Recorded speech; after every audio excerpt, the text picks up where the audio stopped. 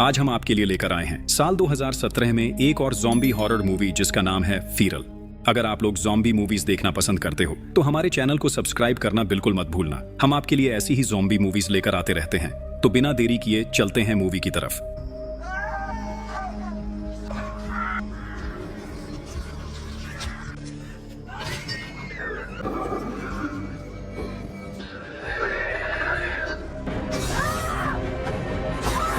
कहानी की शुरुआत में हम एक लेडी को देखते हैं जिसे किसी ने बहुत बुरी तरह से बांधा हुआ था।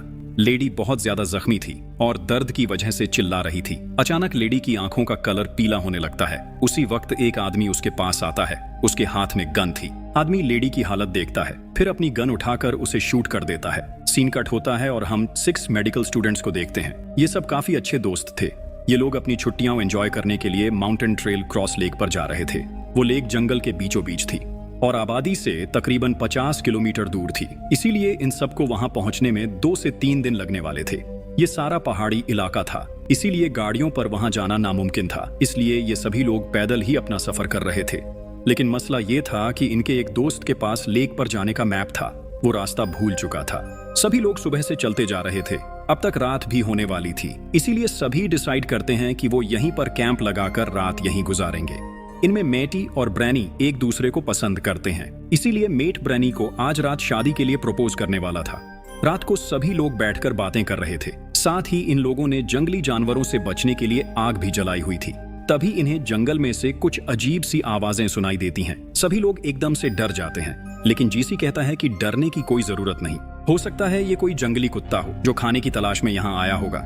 वैसे भी वो इंसानों से बहुत ज्यादा डरते हैं, इसीलिए हमें देखते ही वो यहाँ से भाग जाएगा। इसके बाद ये लोग खाना खाते हैं और कुछ देर बातें करके अपने अपने कैंप में चले जाते हैं।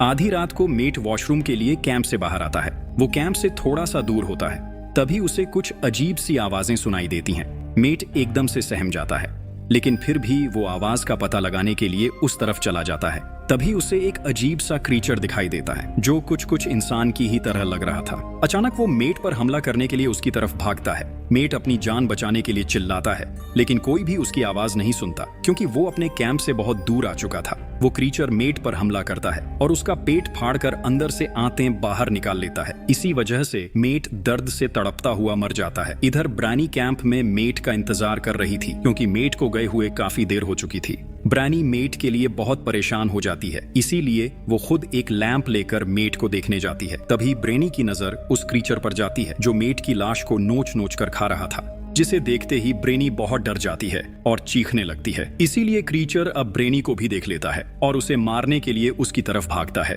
इधर सभी दोस्त ब्रेनी की आवाज सुनकर भागते हुए उसकी तरफ आते हैं। तब वो देखते हैं कि ब्रेनी काफी जख्मी हालत में बेहोश पड़ी थी। तभी उनकी नजर मेट पर भी जाती है जिसकी हालत बहुत खराब थी। सभी लोग बहुत ज्यादा डर जाते हैं। असल में ये एक ज़ॉम्बी है जो इस सुनसान जंगल में बिल्कुल अकेला रहता है।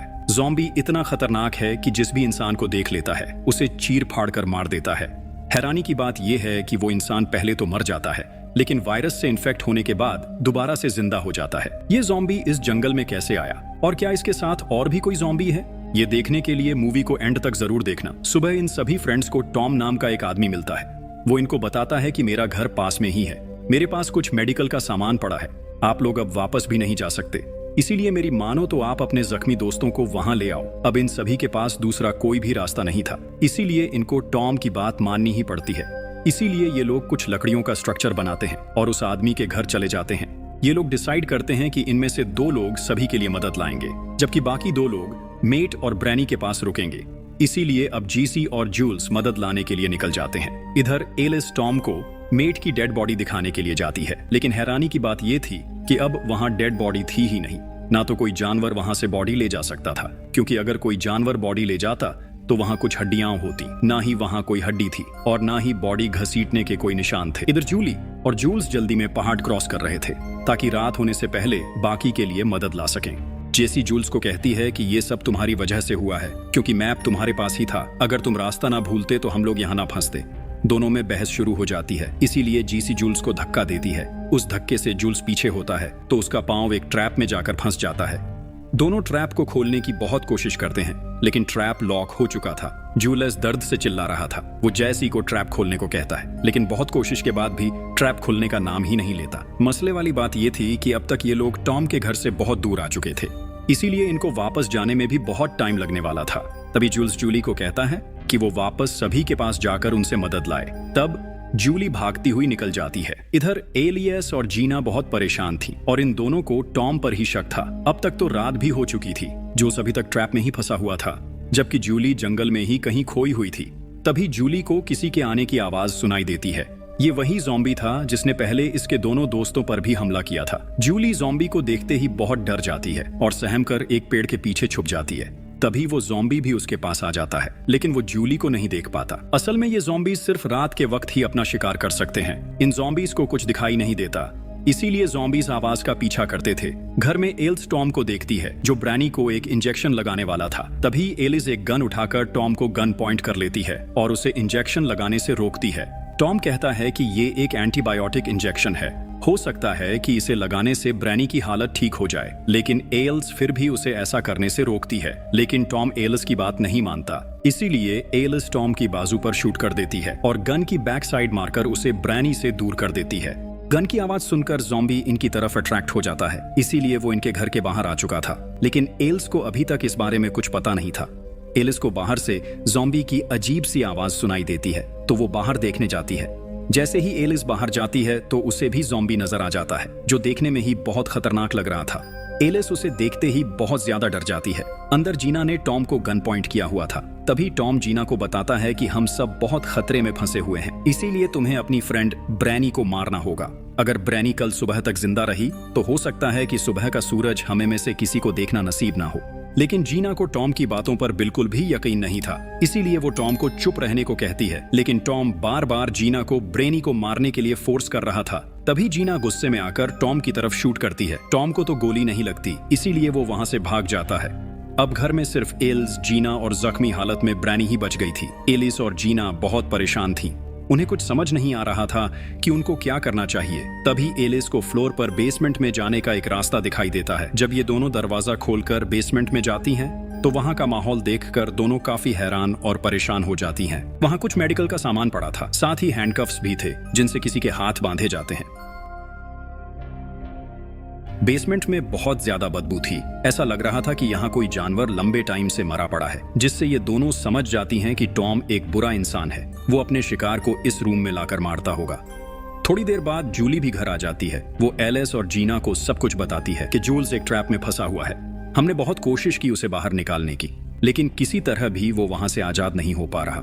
जूली एलिस और जीना को ज़ॉम्बी के बारे में भी बताती है। तब एलिस और जीना को समझ आता है कि टॉम बिल्कुल सच बोल रहा था। लेकिन अब तो बहुत देर हो चुकी थी, क्योंकि ज़ॉम्बी अब तक जूल्स के पास पहुंच चुका था। ज़ॉम्बी जूलियस के पास आते ही उसका गला काट देता है और नोच नोच कर खाने लगता है। अगली सुबह एलिस और जूली अपना बनाया हुआ स्ट्रेचर लेकर जूल्स के पास जाती हैं, लेकिन अब तक जूल्स भी मर चुका था। लेकिन खैरांगी की बात यह थी कि जूल्स के दिल की धड़कन अभी तक चल रही थी और उसकी आंखों का कलर भी येलो हो चुका था। इसके बाद ये दोनों उसे स्ट्रेचर पर बिठाकर घर की तरफ लाने लगती हैं। रास्ता काफी लंबा था, इसीलिए दोनों सांस लेते लेते किसी तरह रात होने से पहले ही घर पहुंच जाती हैं। इन सभी के लिए मसला ये था कि जंगल में मोबाइल फोन के सिग्नल्स भी नहीं थे, ना ही इनमें से कोई मदद लाने जा सकता था। और सबसे बड़ी बात ये कि अब इनके दोनों साथियों की हालत बहुत खराब हो चुकी थी। अब तक तो इन दोनों के बाल और दांत गिरना शुरू हो चुके थे, जिसका मतलब ये है कि अब ये दोनों भी ज़ॉम्बीज में बदल रहे थे। रात को सभी लोग परेशानी के आलम में ही सो जाते हैं। तभी टॉम चोरी चोरी घर आता है और जूली से एक गन ले लेता है। इसके बाद वो एलिस को गन पॉइंट कर कहता है कि अगर तुम्हें जिंदा रहना है तो जैसा मैं बोलूंगा वैसा ही तुम्हें करना पड़ेगा। तभी पीछे से जूली एक चाकू उठाकर टॉम पर हमला कर देती है, जिससे टॉम बेहोश हो जाता है। थोड़ी देर बाद जब टॉम को होश आता है, तब एलिस उससे सब कुछ सच सच बताने को कहती है कि वो कौन है और हमारे साथ क्या करने वाला था, क्योंकि हमने तुम्हारा बेसमेंट देख लिया है, उसमें जो कुछ था वो भी। देखते ही देखते जूल्स भी उठ जाता है और अब तक तो वो पूरी तरह ज़ॉम्बी में बदल चुका था। अचानक वो जीना पर हमला करता है और हमला करते ही वहां से भागकर जंगल में निकल जाता है। तब टॉम भी इनको सारी बात सच बता देता है। टॉम कहता है कि मेरी भी एक फैमिली थी, मैं अपनी फैमिली के साथ बहुत खुश था। मेरा एक बेटा था जिसे मैं बहुत प्यार करता था। एक दिन मैं अपनी फैमिली के साथ जंगल में घूमने आया, तभी मेरा बेटा मुझे बताए बिना ही जंगल में निकल गया। काफी देर बाद जब वो वापस आया तो वो बहुत ज्यादा जख्मी था, उसकी हालत बहुत खराब थी।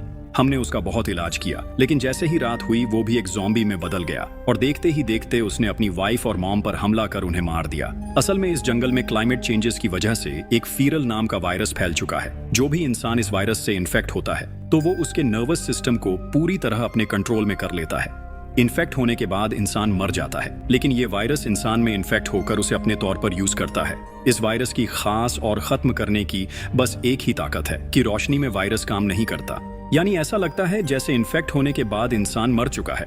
टॉम बताता है कि वो भी एक डॉक्टर ही था और जो कुछ इन लोगों ने बेसमेंट में देखा वो सब सच है, क्योंकि मैंने अपनी फैमिली को बेसमेंट में बंद कर रखा था। जिस लेडी को हमने मूवी की शुरुआत में बंधा हुआ देखा था वो टॉम की वाइफ थी जो ज़ॉम्बी बन चुकी थी। इसीलिए टॉम उस पर एक्सपेरिमेंट्स कर उसे ठीक करने की कोशिश कर रहा था। लेकिन जब टॉम को रियलाइज हुआ कि उसकी वाइफ की तबीयत और ज्यादा खराब हो रही है तो उसने अपनी वाइफ को दर्द से आजाद कराने के लिए ना चाहते हुए भी शूट कर मार दिया। लेकिन उसका बेटा जो सबसे पहले ज़ॉम्बी बना था वो दोबारा से जंगल में ही भाग गया। मेट और बाकी सभी को जिसने मारा है वो मेरा बेटा ही है। जिसको उसने काटा है वो भी अब ज़ॉम्बीज में बदल जाएंगे, क्योंकि वो भी अब वायरस से इन्फेक्ट हो चुका है। टॉम एल्स को समझाता है, देखो अगर ये ज़ॉम्बीज बन गए तो हम में से कोई भी नहीं बचेगा, इसलिए हम सब के लिए अच्छा यही है कि तुम इनको मार दो, क्योंकि रात होते ही ये ज़ॉम्बीज अपना खाना तलाश करने के लिए यहाँ जरूर आएंगे।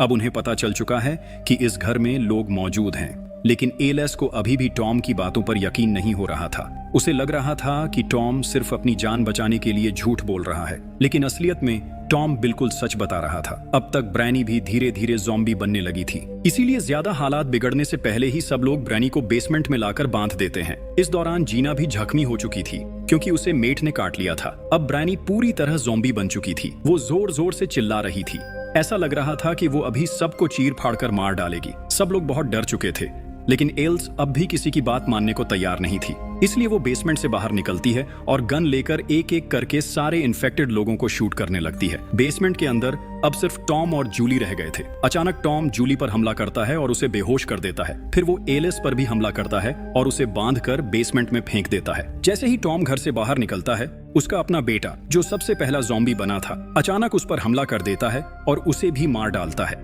थोड़ी देर बाद एलिस की आंख खुलती है।